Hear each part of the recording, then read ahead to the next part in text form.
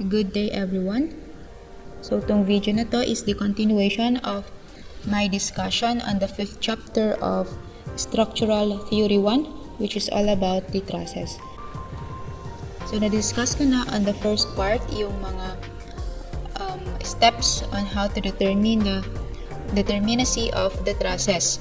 On this video naman, I will be discussing to you the analysis of trusses by the method of joints. So as I have said earlier, dun sa klase natin, we have two methods in identifying the forces that is acting on the members of the truss. We have the methods of joints and the other one is the method of sections. Dito muna tayo sa method of joints. So sabi dito, the actual forces in the members of a statically determinate truss are determined by considering the equilibrium of its joints. Since the entire truss is in equilibrium, each of its joints must also be in equilibrium. So we are focusing on the joint itself ng ating truss. We will be determining the forces of the members by using only the reactions and the joints among the members. The joints tayo magfo-focus dito, on which yung ating mga joints dapat is in equilibrium.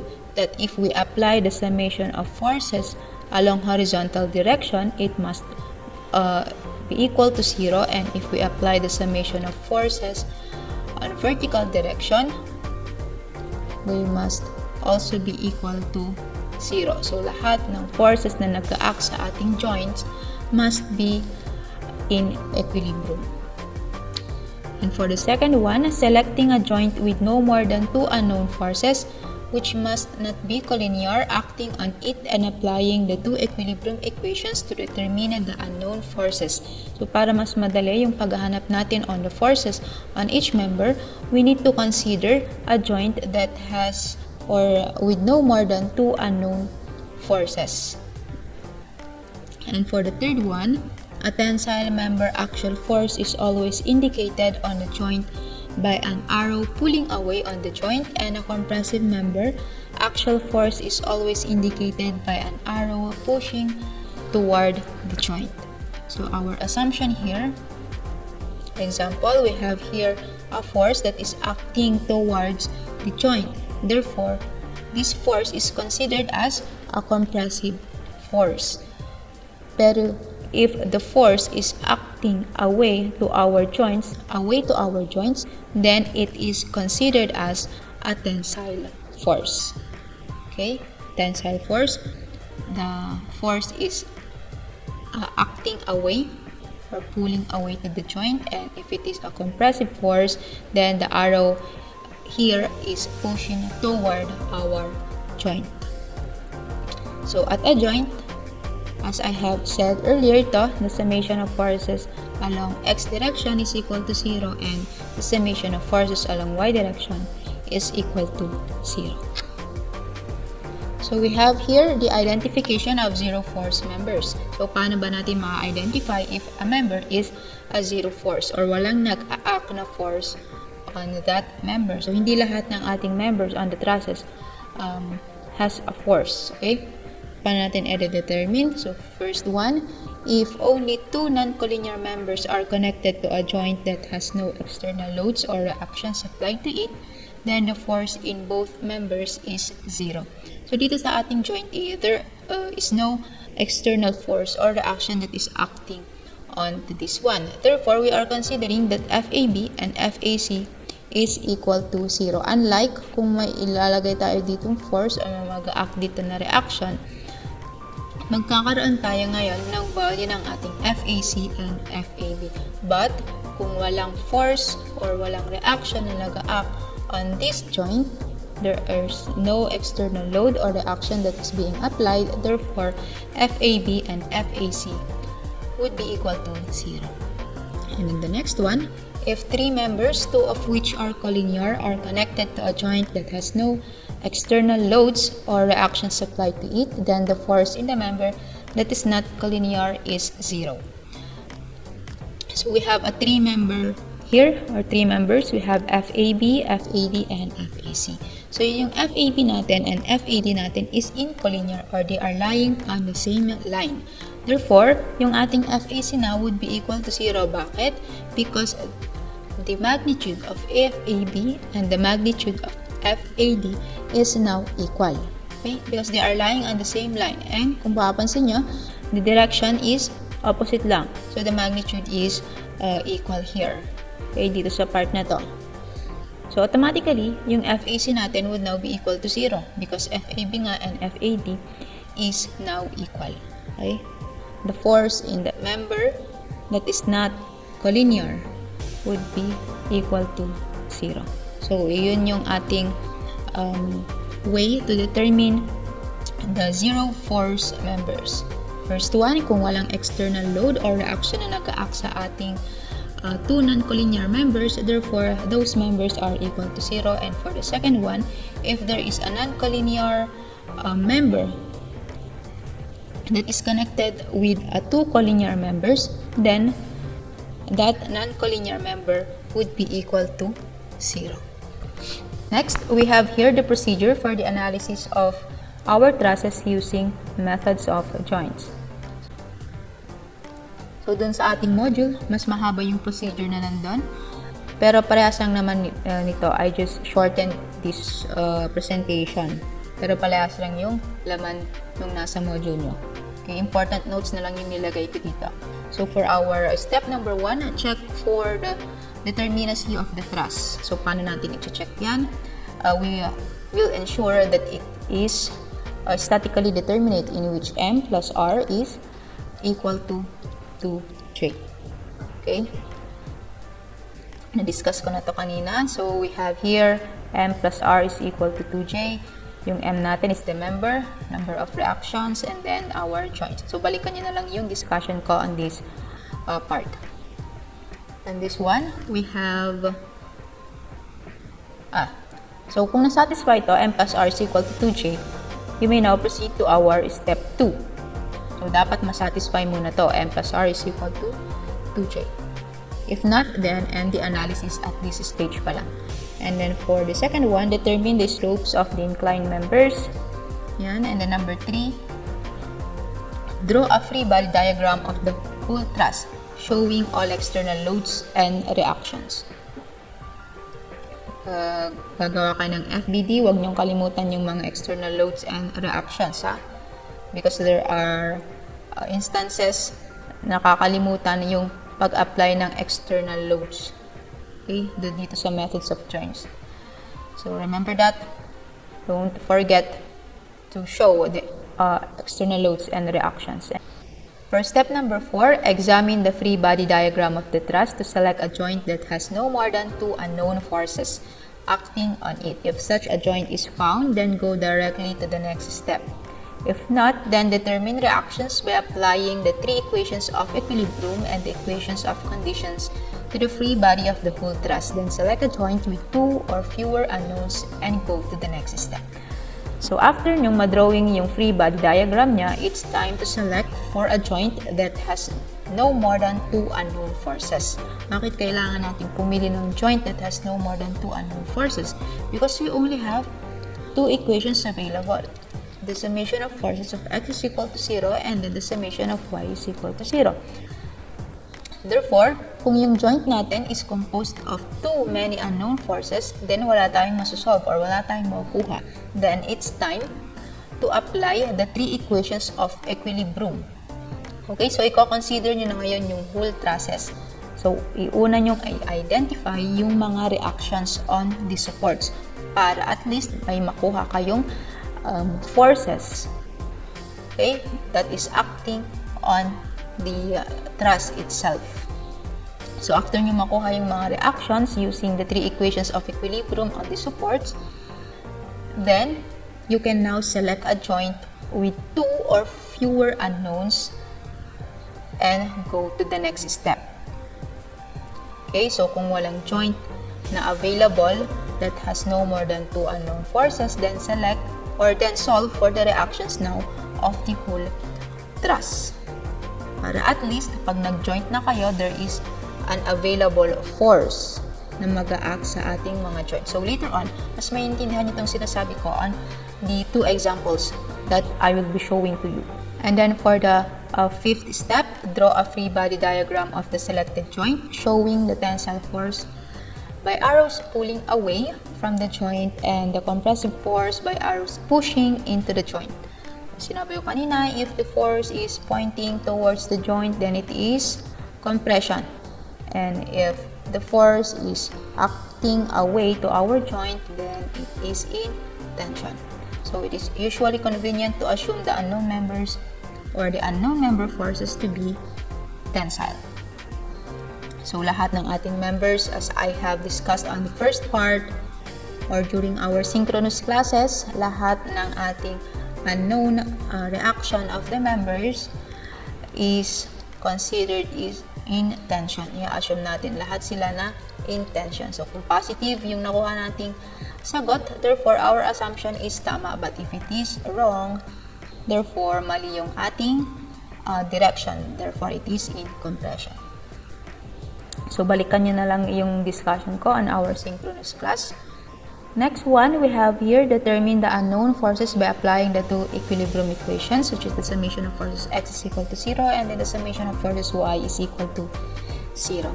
And for the last step, if the reactions were determined using step form by using the equations of equilibrium and conditions of the whole truss, then apply the remaining joint equilibrium equations that have not been utilized so far to check the calculations. If the reactions were computed by applying the joint equilibrium equations, then use the equilibrium equations of the entire truss to check the calculations. If the analysis has been performed correctly, then these extra equilibrium equations must be satisfied. So ang sinasabi lang dito, if we have determined the reaction forces on the first part pa lang, then we can apply the remaining joint equilibrium to check for the calculation.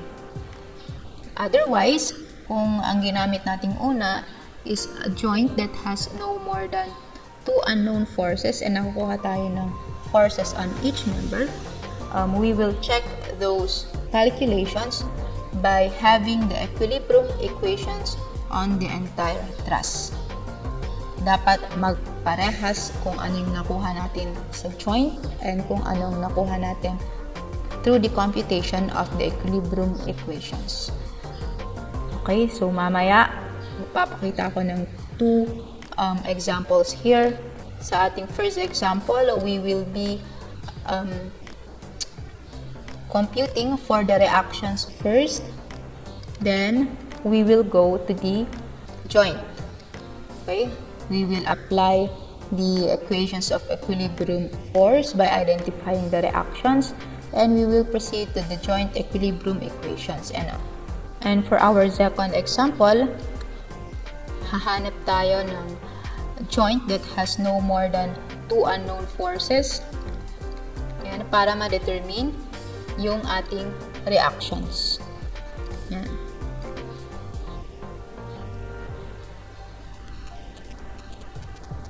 So, determine the force in each member of the Warren truss shown by the methods of joints. So, for our first step, we will check first for the determinacy. Check for the determinacy. So, dapat ito maging statically determinate. Okay? If not, then end the calculation. On which yung ating m plus r must be equal to 2j. So, ilan yung member natin dito? So, we have 1, 2, 3, 4, 5, 6, 7, 8, 9, 10, 11, 12, 13.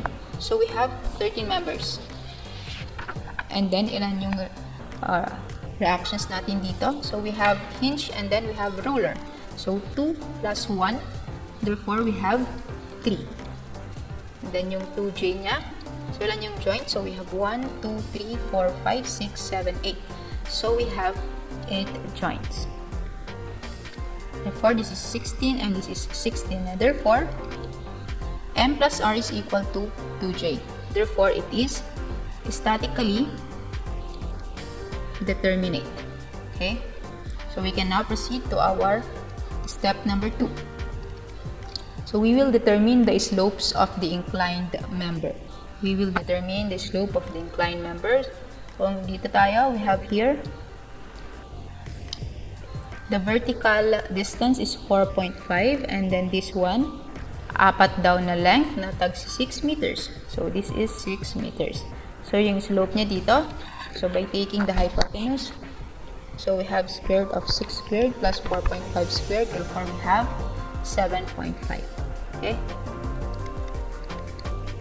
Yan. And then, for our step number 3, so we have already determined the slope on each member. So, pare-parehas na lang yan, okay? So, yan, parehas na rin. This is 4.5, this is 6, therefore this is 7.5.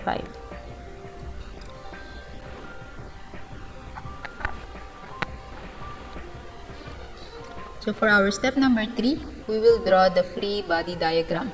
So, dito na lang ako. I-drawing ko lang naman dito yung support reactions niya. So, here, we will assume that we have a vertical force acting on A, and then this one is AX. And this one is a roller, so meron tayong vertical. So, we have EY. Okay? EY. So, yan. Meron na tayong free body diagram. And then, for the fourth one, we will solve for the reactions. So, we will solve for the reactions. So, by taking the summation of moment, magmo-moment tayo at A ngayon, is equal to 0, clockwise as positive. So, we have EY, we have negative EY, moment arm is 1, 2, 3, 4 times 6, so we have 24. Plus, this one, 50 kilonewton multiplied by the moment arm, which is 6 times 3, so 18. Plus 125, moment arm is 6 times 2. And then plus 100, moment arm is 6. And it is equal to 0.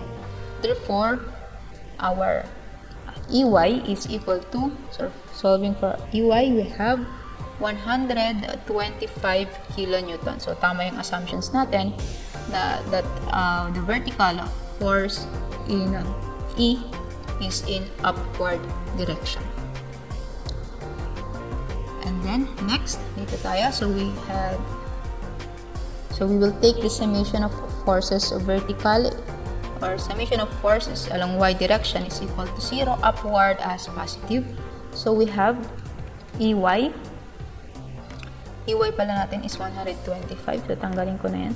So, we have 125 kilonewton minus, dito tayo, 50 kilonewton minus 125 minus 100 kilonewton plus AY is equal to 0. Therefore, our AY is equal to, solving for the AY, it is equal to 150 kilonewton. So, positive yung nakuha natin. Therefore, tama yung assumptions that AY is directed upward. And then, we take the summation of forces X is equal to 0, to the right as positive. So, wala tayong nakikita ang other horizontal force that is acting on the truss. Therefore, we can now conclude that our AX is equal to 0. So, meron na tayong mga values ng ating mga support reactions. So, we can now determine, or we can now proceed to our next step, which is by identifying the members of each, or by identifying the forces of each members using the methods of joint. So, for our joint A, so dito tayo. So, considering joint A, drawing natin yung free body diagram ng joint A. So, meron tayong reaction force na 150 kilonewton. And then, i-assume natin na they are in tensile force, or nasa tension sila. So, we have here force AB and then force AF. And then yung slope pala natin kanina, so this is 6, this is 4.5, therefore it is 7.5.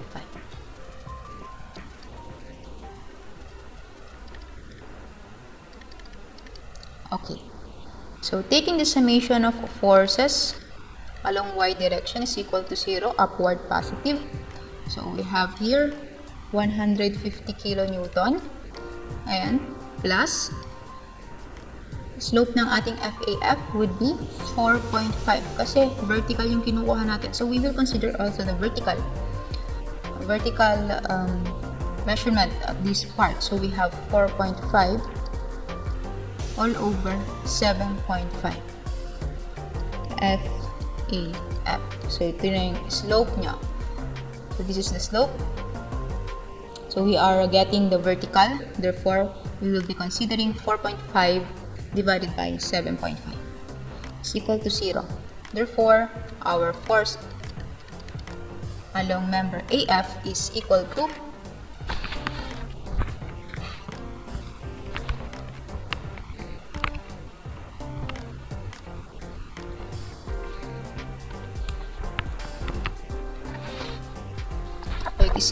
negative 250 kilonewton.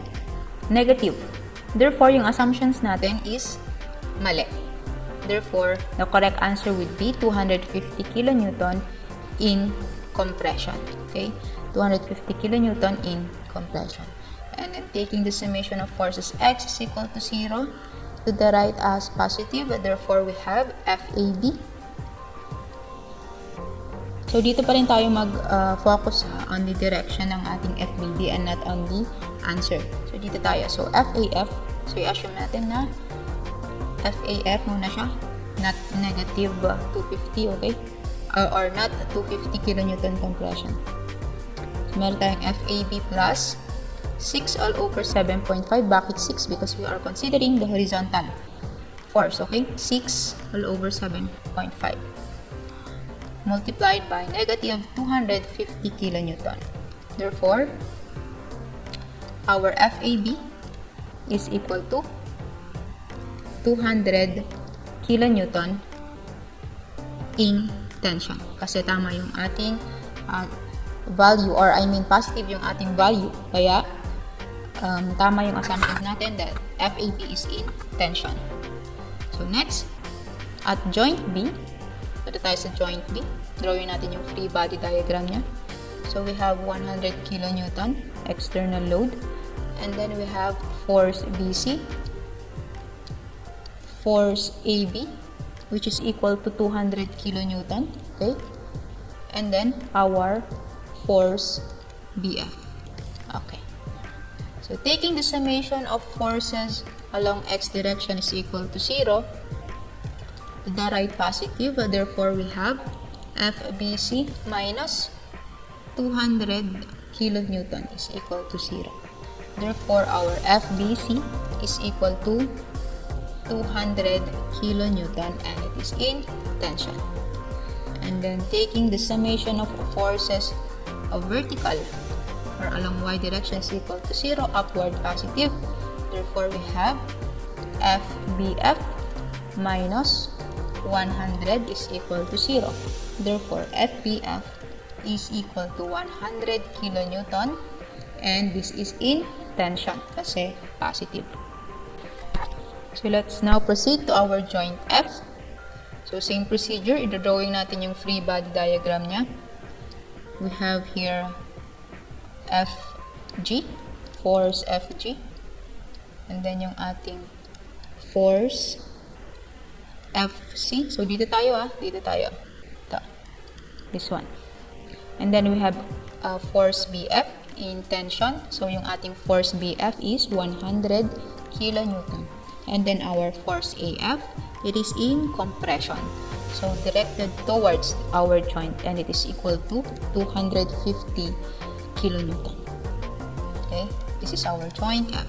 So, taking the summation of forces vertical or taking summation of forces along y direction is equal to 0, upward positive. Therefore, we have negative 100 kilonewton. So, this one, ano yung slope nito? We have 6, 4.5, and then this one is 7.5. Kaya meron tayong plus 4.5 all over 7.5 multiplied by 250. And then this one, meron tayong slope nito na 4.5, 6, and then 7.5. So, ma-minus natin, minus 4.5 all over 7.5 multiplied by FFC is equal to 0. Therefore, FFC would now be equal to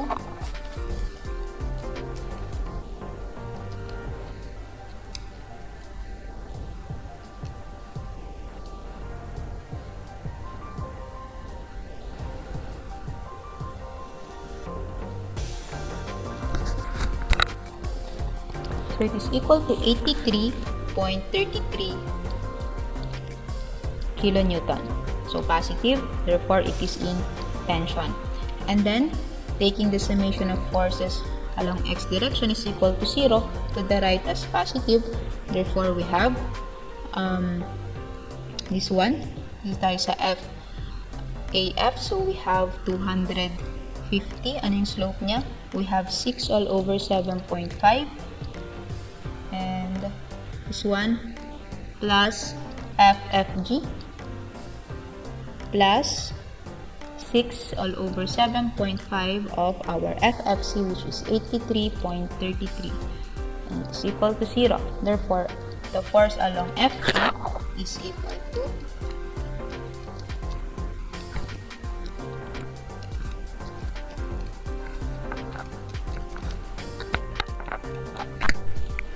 so it is equal to negative 266.66 kilonewton, and it must be in compression. Okay? Compression. So, gusto ko lang ulitin tong part na to kung paano natin nakuha yung ating slope, kasi maraming nagkakamali at this part. So, for example, we have here 250 kilonewton and yung slope niya is 4.5, 6, and 7.5.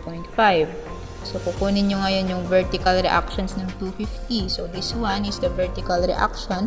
So, magiging 250, multiply mo lang siya ng 4.5 all over 7.5. And for the horizontal component, multiply nyo lang siya ng 6 all over 7.5. Okay? And then for this one, same lang yung procedure dito. We have here FFC. So, kukunin nyo ngayon yung slope, 4.5, 6, and 7.5.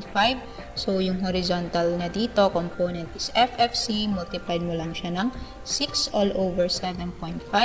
And for the vertical reaction, multiply mo lang yung FFC with 4.5 all over 7.5. So, ito yun kanina. Okay. Next, for our joint G, tayo sa joint G, joint G, this one. So, we have force FG. Yung FG natin is in compression, which is equal to 266.67 kilonewton. And then yung ating GH, assume natin for tension. So, force GH for our FGC. And assume din natin na it is in tension. If we take the summation of forces along x-axis is equal to 0, to the right as positive, so we have FGH plus 266.67 kilonewton is equal to 0. Therefore, FGH is equal to negative 266.67 kilonewton. Therefore, compression yan ay 67 kilonewton. So, by inspection, pwede naman na i-direct na lang natin kanina. Dapat FGH is in compression kasi there is no other forces acting on the joint, or there is no other horizontal forces that is acting on the joint. So, pwede nating automatic kanina na sana i-assume na FGH is in compression. But anyways, okay lang yan. So, let us proceed here. If we take the summation of forces vertical, forces vertical, upward positive. So makikita natin walang other force or vertical force that is acting on our joint.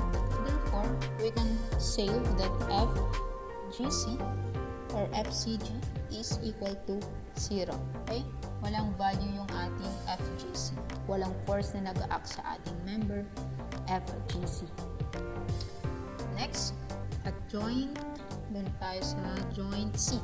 At joint C, so dito tayo. Ayan, drawing lahat natin. We have here yung external load na 125 kN. And then yung ating FBC kanina, which is 200 kN. Yung ating FCD, which is the unknown.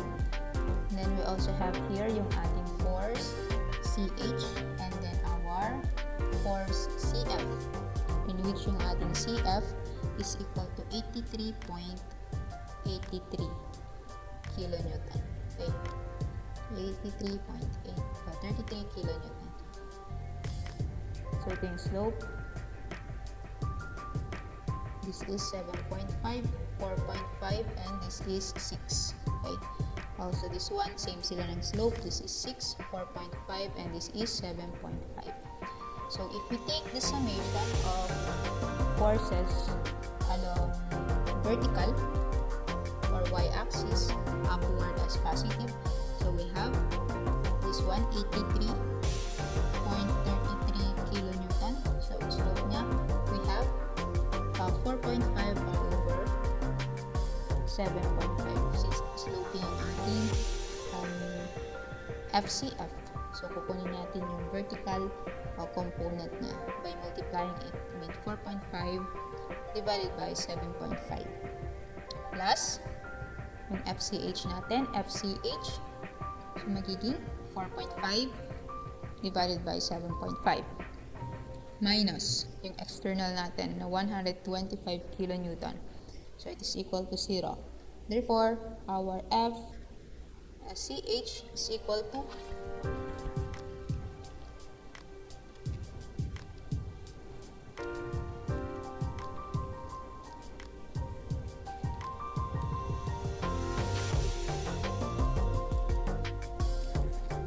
FCH is equal to 125 kilonewton. So, positive. Therefore, tama yung assumptions natin na it is in tension. Okay? Yung FGH, ito pala is in tension. And then, taking the summation of forces along x direction is equal to 0 to the right as the positive. So, we have FCD, yan, FCD, minus yung ating 200. And yung FCH natin, we have plus 125, multiply natin siya ng 6 all over 7.5, and then this one 800 magiging minus 83.33 multiplied by 6 all over 7.5 is equal to 0. So bakit naging minus? So kung drawing mo yan, we have here 83.33, the vertical component is upward, and then yung horizontal is to the left. Okay, kaya naging minus. Therefore, yung ating FCD is equal to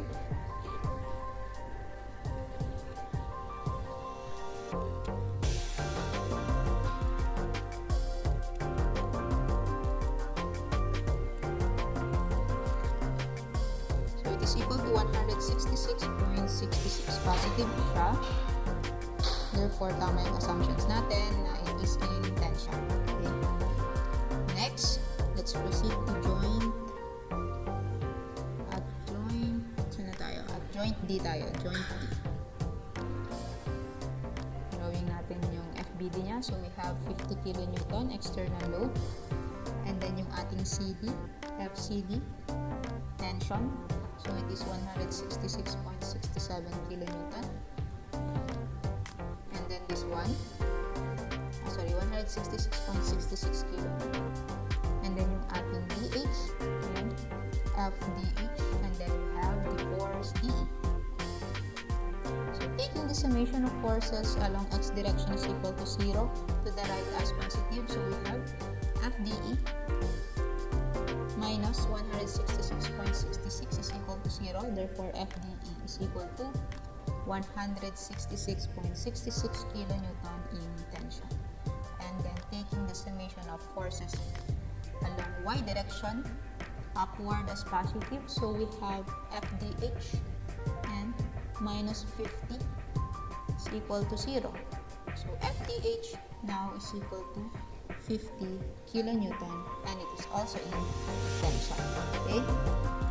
So, yan. At joint H tayo, gawin natin yung free body diagram niya.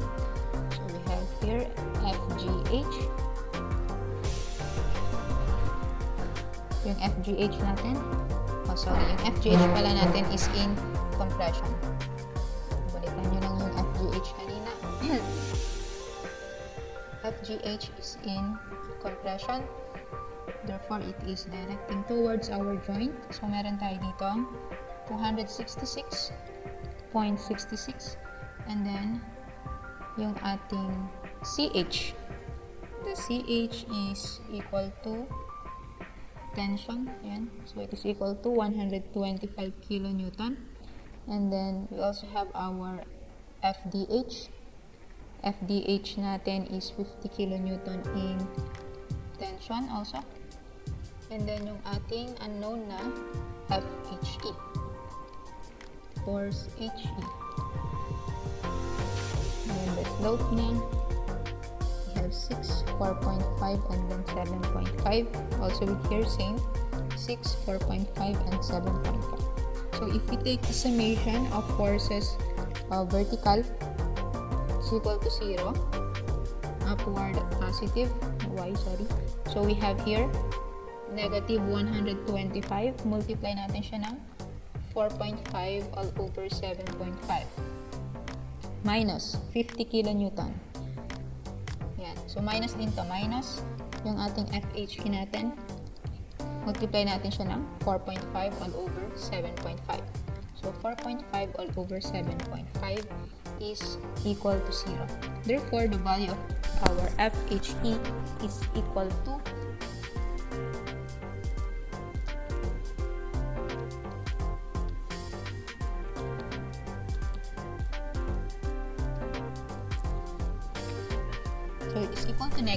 208.33 kilonewton.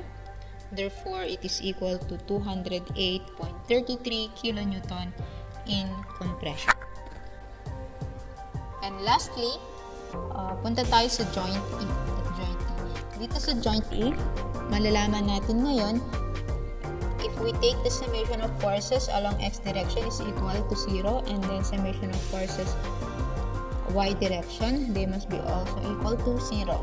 So, tignan natin kung masasatisfy itong equation na to by checking all the forces that is acting on our joint E.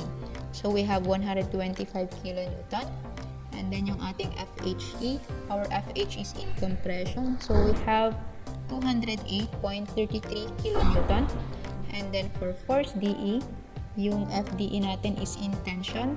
So, we have 166.66 kilonewton. And the slope of this one, we have 6, 4.5, and 7.5. So, we need to take the summation of forces along x direction is equal to 0 to the right as positive. So, we have negative 166.66. Then, this one plus 208.33.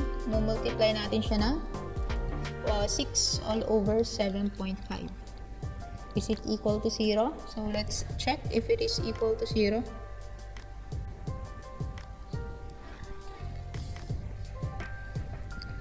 Therefore, the answer of this one, definitely it is equal to 0. Yan. So, 0. So, all the summation of the forces along x direction is equal to 0. And the next one, we need to take the summation of forces of vertical upward as positive. So, we have 125 kilonewton minus 208.33 multiplied by 4.5 all over 7.5. Is it equal to 0? So, let's see if it is equal to 0.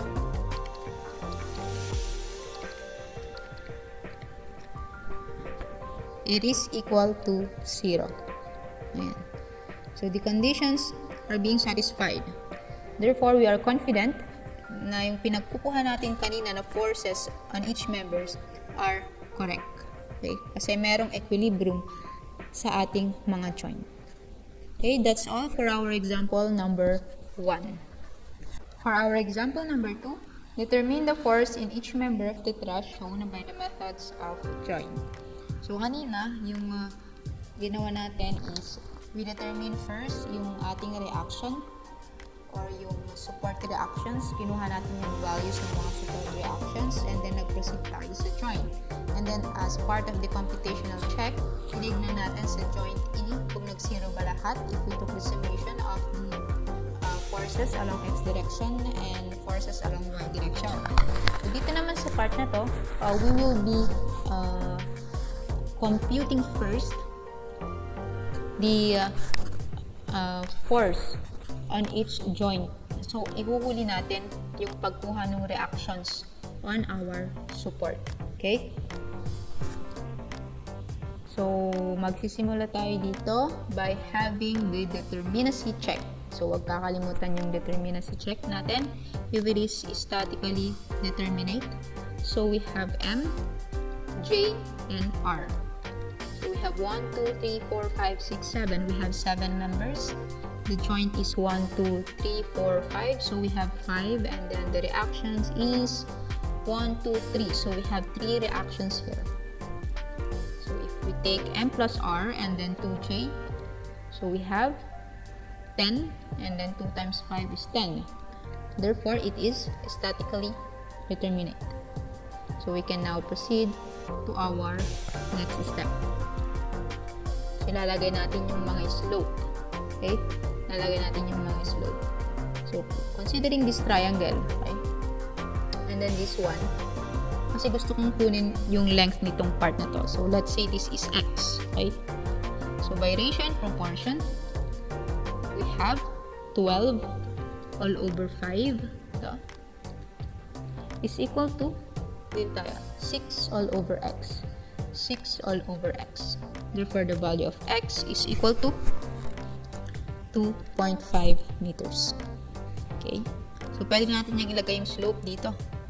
On which, yung ating slope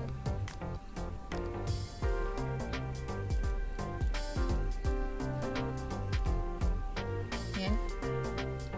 So, pwede kong i-maximize yung gamit ng ating mga length of each members to get the slope. So, we have here 2.5 and then this is 6.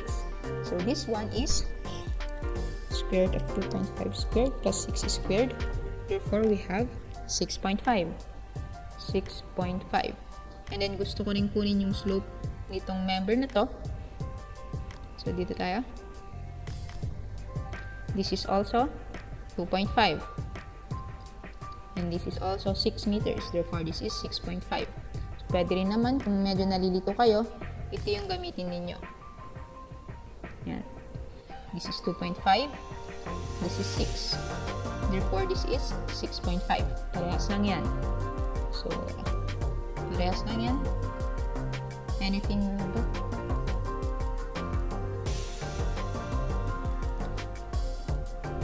This is 6.5. And also this one, parehas lang yung slope nito. Yan. They are lying on the same line. So, kung ano yung slope nito, ito rin yung slope nito. Okay, parehas lang. So, next, for the third one, we will draw the free body diagram of each joint. Joint na tayo agad-agad. So, we will start at joint E. At joint E. So, drawing natin yung FBD. So, we have the external load of 30 kilonewton. And then, we also have the 25 kilonewton. This one is our force CE. And our force DE. This is the slope. 2.5, 6.5, and then 6. So, taking the summation of forces along x direction is equal to 0, to the right as positive. Therefore, we have 25, and this one plus FDE of 2.5 divided by 6.5 is equal to 0. Therefore, our FDE is equal to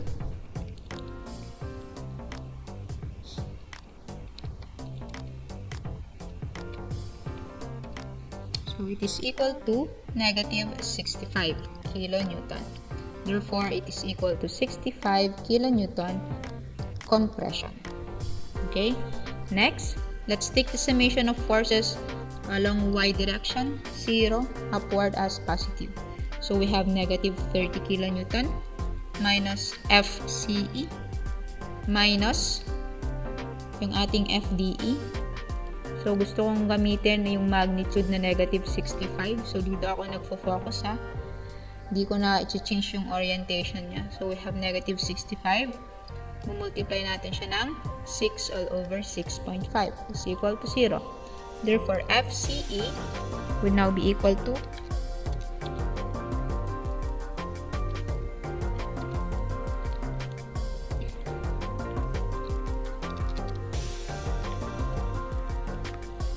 so it is equal to 30 kilonewton. So 30 kilonewton in tension. Yan.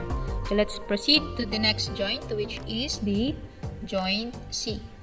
So at joint C, drawing natin yung joint C natin. Meron ulit tayong external load. So huwag kakalimutan yung mga external loadings natin. And then we have here yung ating FCE. FCE it is in tension, kaya 30 kilonewton. And then we have FCD. And then FAC. FAC. So by inspection, pwede ko nang idiretso yung force ng FCD in compression. Diba? Pwede na by inspection. So gusto kong idiretso. Gusto ko na siyang gawing compression at this moment pa lang. Okay?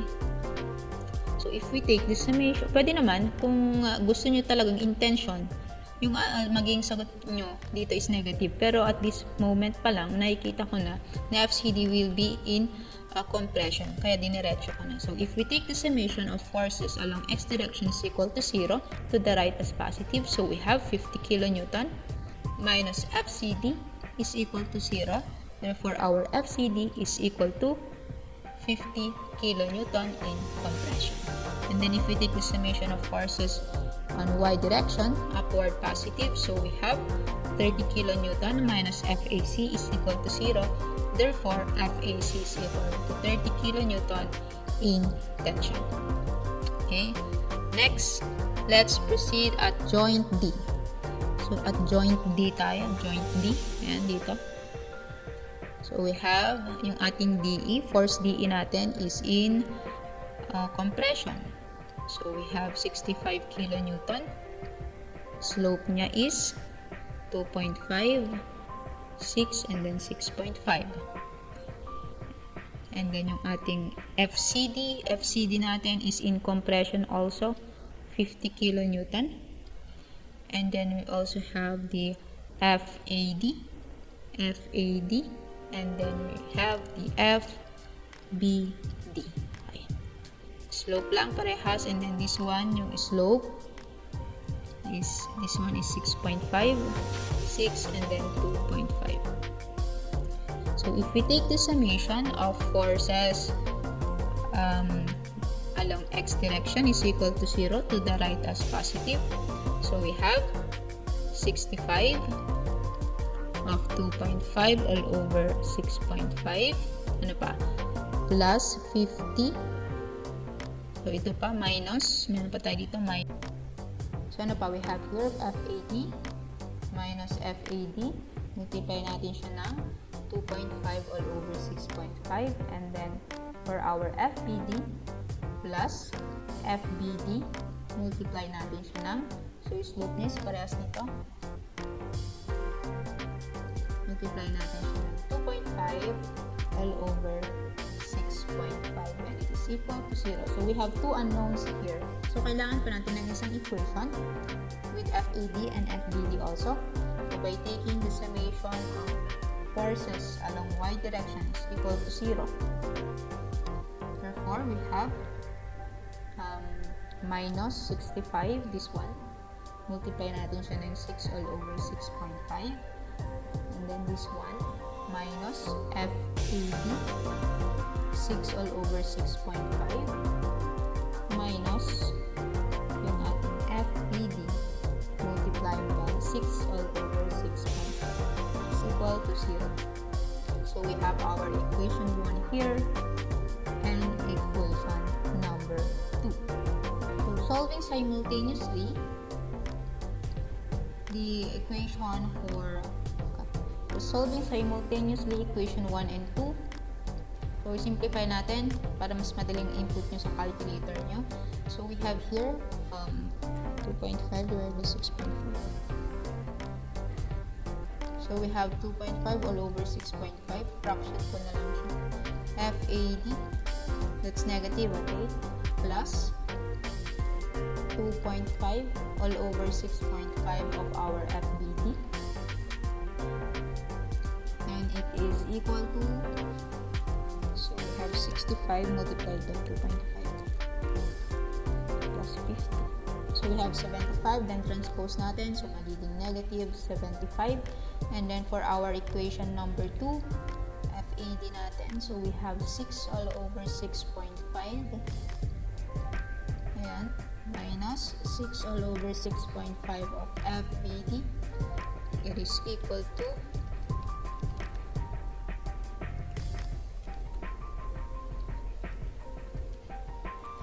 it is equal to 60 or negative 60, and then transpose natin, so magiging positive 60. So using your calculator in solving the two unknowns of FAD and FBD,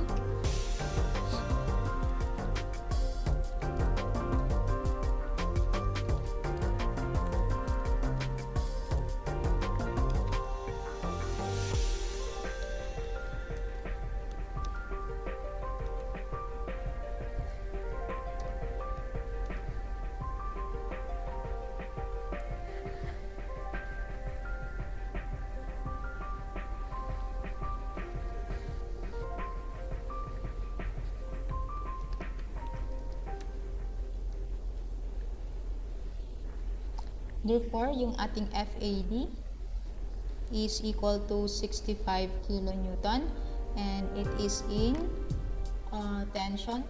And then yung ating FBD is equal to negative 130 kilonewton or 130 kilonewton in compression. Next, let us proceed to our joint B. So at joint B, meron tayong two members. Ayan. Yung ating FBD is in compression. So we have 130 kilonewton. And then the slope, huwag kakalimutan. This is 2.5, 6, and then 6.5. And then yung ating FAB. And then it is in roller, therefore it has one vertical force. So taking the summation of forces horizontal is equal to 0, to the right as positive, so we have negative FAB plus 130 multiplied by 2.5 all over 6.5 is equal to 0. Therefore our FAB is equal to, it is equal to 50 kilonewton. Positive siya, so it is in tension. Next, taking the summation of forces vertical is equal to 0, upward as positive. So we have our BY positive. So we have BY minus 130 multiplied by 6 all over 6.5 is equal to 0. Therefore, the reaction at B would now be equal to, so it is equal to 120 kilonewton. Positive siya, so tama yung assumptions natin that it is in upward motion. Upward motion, not tension, kasi we are on the support, right? Upward motion. Next, at joint A. So at joint A na tayo. So we have 3. We have FAB, 50 kilonewton. And then we also have yung AC natin. The value of AC is equal to 30 kilonewton in tension. So 30 kilonewton. And then we have the FAD, which yung ating AD is 65 kilonewton in tension. And this is a hinge support. Therefore, we have a vertical force and a horizontal force. So let's say this is AY and this is AX. So taking the summation of forces along horizontal direction to the right as positive. So we have negative AX plus 50 and then this one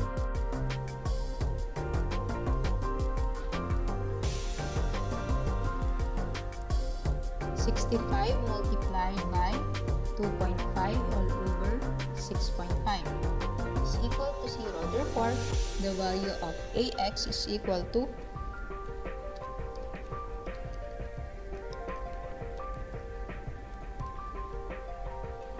so it is equal to 75 kilonewton.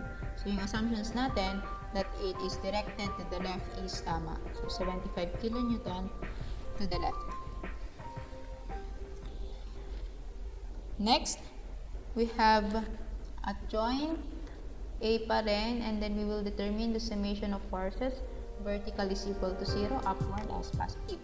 So we have AY plus 30 plus 65 multiplied by 6 all over 6.5 is equal to 0. Therefore, our AY is now equal to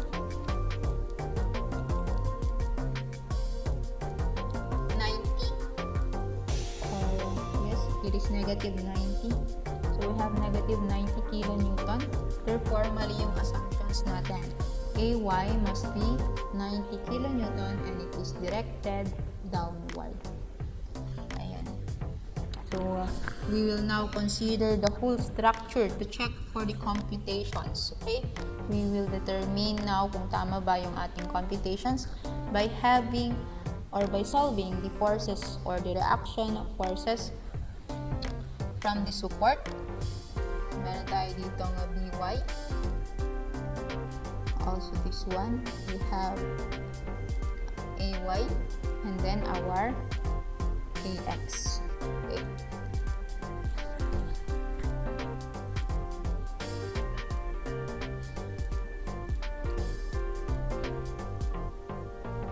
And for our computational check, we will now consider the whole structure. So, i-determine natin yung support reactions niya by considering the whole structure. So, let's say this is AY, we have AX, and then yung ating BY. So, if we take the summation of moment at A is equal to 0, clockwise as positive, so we have negative BY, moment arm niya is 5, and then external load, plus 50, moment arm niya is 6 meters, and another 25 with the moment arm of 12 meters. Then 30 kilonewton, it lies on the same line. They are collinear, therefore is 0. 0 yung value ng moment arm for 30 kilonewton. Therefore, our By is equal to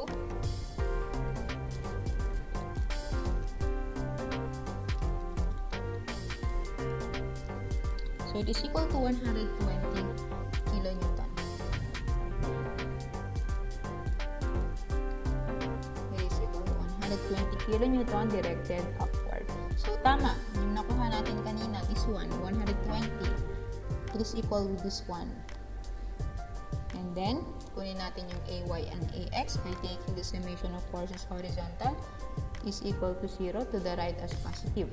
So we have AX plus 50 plus 25 is equal to 0. Therefore, AX is equal to negative 75 kilonewton. Therefore, mali yung assumptions. So, we can say that it is 75 kilonewton and it is directed to the left. And taking the summation of forces vertical is equal to 0, upward positive. So, we have BY, 120, plus yung ating AY, and then yung external load natin na 30. 30 is equal to 0. Therefore, our AY is equal to negative 90 kilonewton or 90 kilonewton pababa. Computational check. AX, 75 kilonewton. Tama. This one. And then, for our AY, 90 kilonewton. Parehas sila dito. So, tama yung mga pinagko-compute nating forces on each member. So, that's all for our example for the computation of forces of our truss structures using methods of joints.